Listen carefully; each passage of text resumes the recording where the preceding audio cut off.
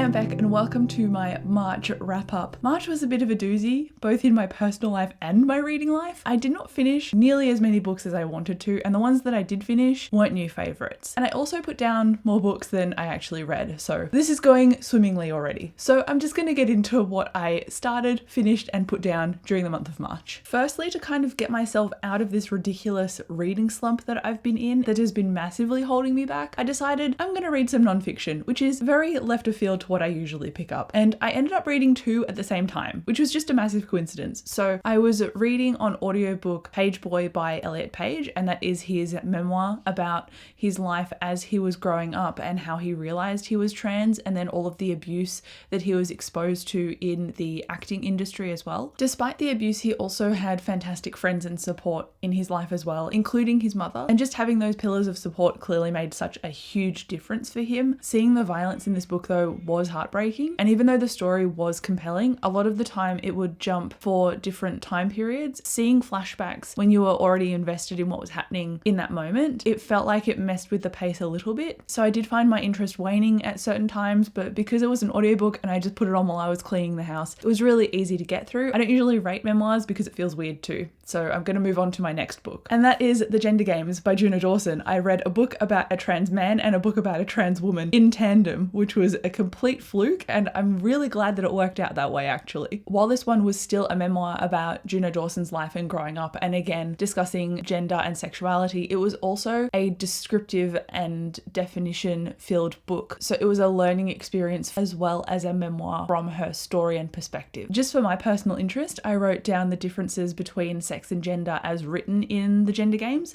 and it said sex has scientific description and determines sexual reproduction, and then gender is socially structured ideas about behaviour, actions and roles performed in society.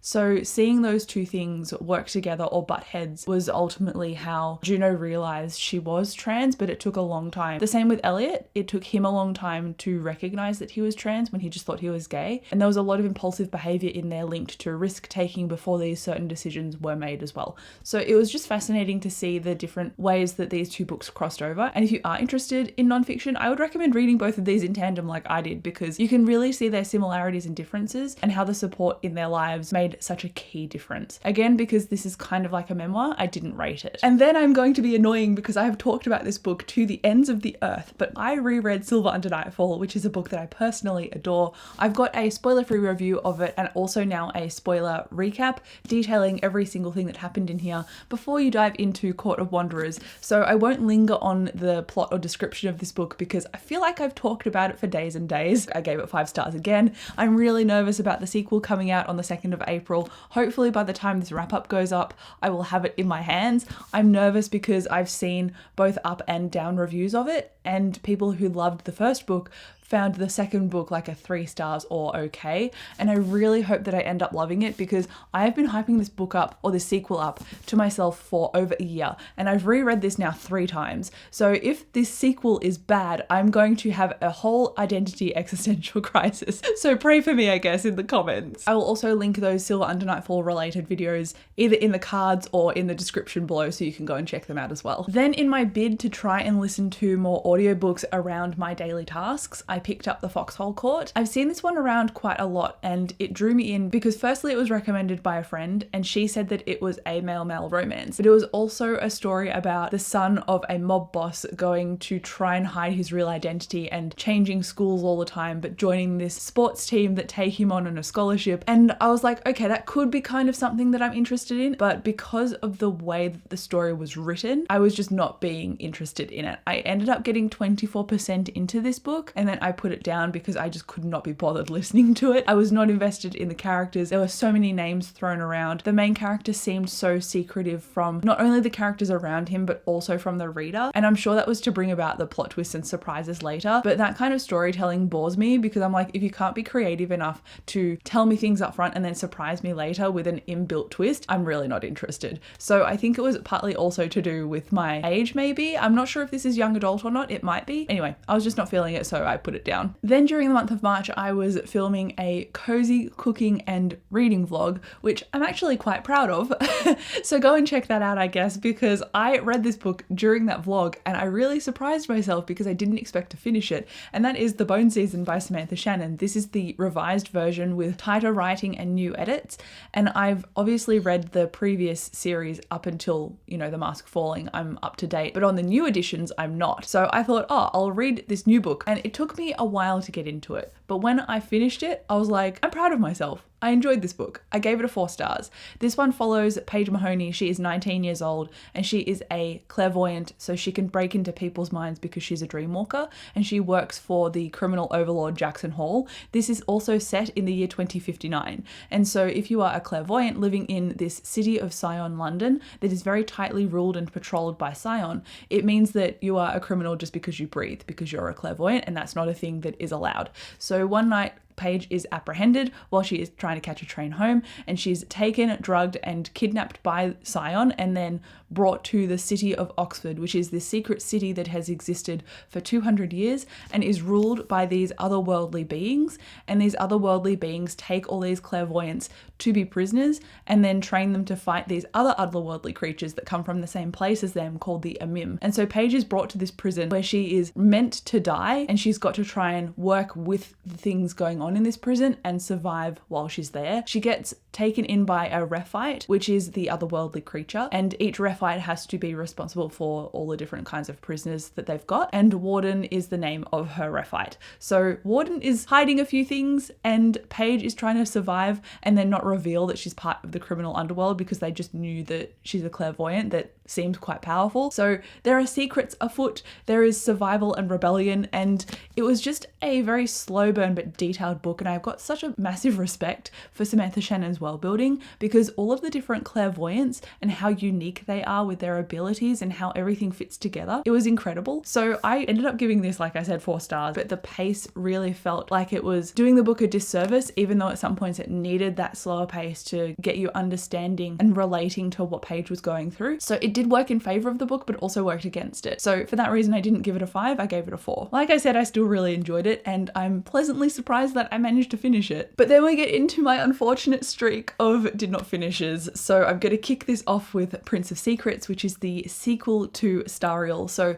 the reason I did not finish this book is because I'm not a huge fae fan, and if it's got fairies in it, I'm probably not gonna love it. It's got to be very specifically niche for me to enjoy it, and even I can't explain what that niche is. So in Stariel, the first book, we've got Heta, and she's coming back to this mansion that her father owned, but her father has passed away and he was not a very great person, and she's coming back here, I guess, with a lot of baggage and feeling ostracized from the family because she's gone off to be an actor and left the family behind.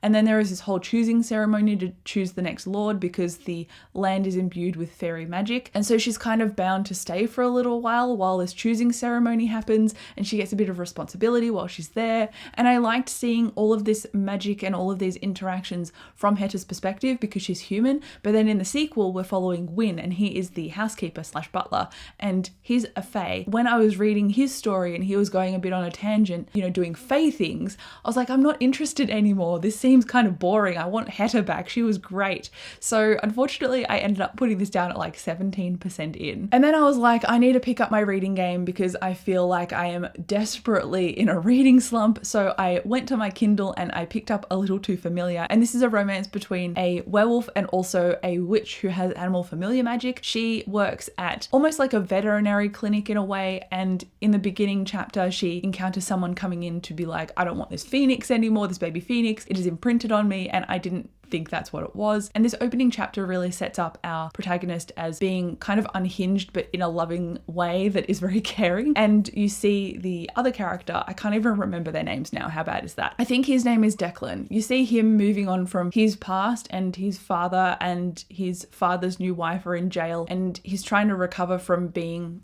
part of a cult, and he comes to this new town where he lives with Trick, their mutual friend, and he realizes that the other housemates he thought were dudes are actually women. You know, a romance builds from that point on, but he's got trauma related to a familiar's magic. And I got 49% into this book. I thought that it was going to be a great fun time that had a certain levity to it, but the descriptions seem to rehash things a couple of times in a paragraph. This seems kind of silly. I already understand what you're trying to do. Maybe like move on. And then also there were some dream sequences that snapped very cleanly into the narrative, but the way they were described, I'm like, is this actually happening? Or is it a dream? And it happened a couple of times and it was really jarring. And on the second time it happened, I was like, I think I've finished with this book. Like, I'm done now. Just because of the tone, the writing style, and the different way the narrative went up and down, I was like, I'm not going to read this anymore. And at 49%, I had invested in this book. So I'm annoyed that I spent so much time reading it when I could have been reading something else. But anyway, that's just the way the cookie crumbles, I guess. Then my other DNF is A Gentleman's Book of Vices. And this one is set in 18 something. And it's a male-male romance. It follows Charlie Price. And in 8 weeks, he is going to get married to this woman and settle down and, you know, have the kids, do the thing. But I'm not sure if he's gay or bisexual, but he's at this male club and you know that he loves a good drink and a good man. And he's got these smut books as a collection, and his favorite author he's keen to get a signature from. And so he's going through all of these contacts to try and find out who this guy is so he can go, can you sign my book before I sign my life away and be married, basically. And it's about this meet cute between these two men that is kind of charged with sexual tension, but also incredibly awkward. And I think it's just about them getting to know each other and then having this romance. And honestly, it seemed like on paper what I could love, but the writing style again was just like not doing it for me, and I don't know why. So I put this one down pretty early on as well. Maybe it was the audiobook, I put it down at 14%, but if I wasn't feeling it, I wasn't feeling it. And then the DNFs just keep on rolling because I tried So This Is Ever After, and I didn't initially realize that this was a young adult book. So part of that is on me, but I started this because I knew that it was a Merlin and Arthur retelling about, you know, the Merlin and Arthur themed characters falling for each other. I thought these characters would be like in their early 20s. You know, the main character was 17 and they've just as a group slain the vile one, and then the main character has realized there's no king to take over. Maybe we should like appoint me temporarily, even though I really don't want to be king, and then go and find the blood relative to this throne. But then they find the blood relative and she's passed away like ages ago. So he's like, oh crap, I'm the king. And now all of his friends who went on a quest with him are like this ragtag group that now have to somehow rule a nation. So it had a great setup, but I just again felt like I was too old for it, which is disappointing. There was also some narrative goofiness, which is what I've called it in my notes. And it was just the main character deliberately, I guess, not noticing things or excusing things away. Like, obviously your best friend on this quest is attracted to you because of the way he's reacting to certain people saying things and observations, but this character was just like squirreling it away and going, oh, he must be angry because of X, Y, and Z. And I'm like, buddy, come on, like you've known this guy for your whole life. Wake up and smell the roses. So I think because I'm not used to reading young adult, I've definitely aged out of that category now, and these characters were 17 and just like trying to figure things out. If you're 20 something, sure, I can get on board with it. There's a bit more maturity there, but I was just frustrated by the narration. So I thought, no, I'm not going to continue reading this one. And this was my quickest DNF at 10%. I tried a lot of audiobooks. Thankfully, they were all through Libby, so it meant that I could just return them, which was a godsend. As for what I'm currently reading right now, I finally picked up Foundry Side by Robert Jackson Bennett, which is why it's not on my Toby Red cart anymore. And I've also started an audiobook called Well Met by Jen DeLuca with Libby again. So I'm hoping I'm like 10% into it, and I'm hoping that I like this one and I continue liking this one. It's about two characters who potentially fall for each other while doing a Renaissance fair on behalf of the school. So I like that kind of theme. I think it's really cute.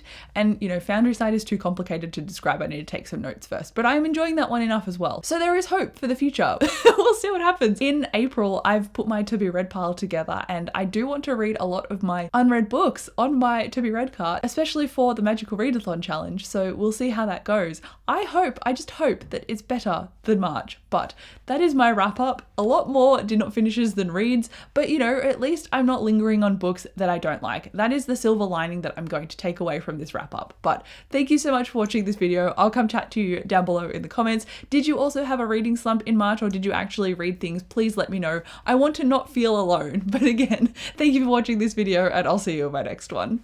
Bye.